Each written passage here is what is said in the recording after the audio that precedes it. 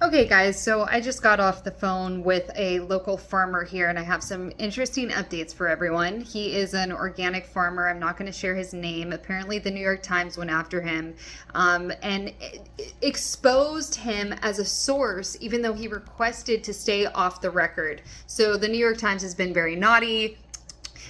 Going after him and kind of packaging it so it goes after the Trump administration as per usual. So, New York Times, get your shit together, protect your sources. But, anyways, so I am going to share a little update of what he shared with me. At this point in time, no farms or packing plants have been targeted by ICE in the state of California.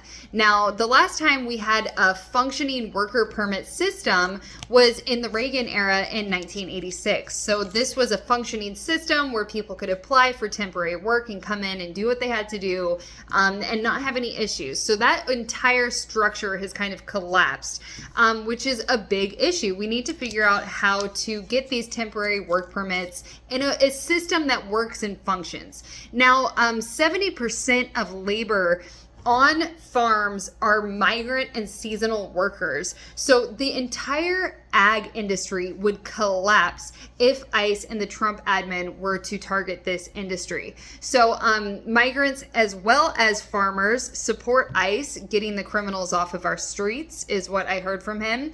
Now, right now in California, there's 4 industries that deal with these temporary work permits. So it's the farm workers, the hotels, the restaurants, and construction.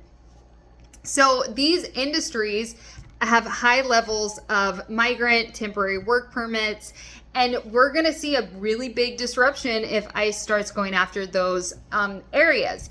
So, I asked him if ICE were to kind of turn their focus onto the farm labor, industry, what would that look like? And he said, now, why would Trump want to stop feeding America? So that's my update.